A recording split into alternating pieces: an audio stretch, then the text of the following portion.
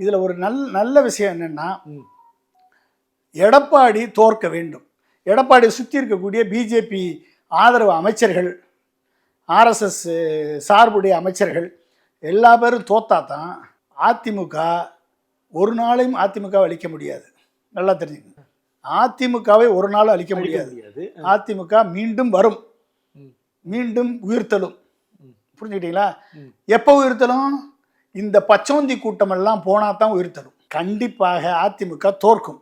ஆனால் தோற்பதில் இந்த எடப்பாடி, அதிமுக பிஜேபியின் அடிமையாக இருக்கக்கூடிய எடப்பாடி உட்பட இந்த பிஜேபி அடிமையாக இருக்கக்கூடிய அனைத்து அமைச்சர்களும் தூக்கி எறியப்படுவார்கள்.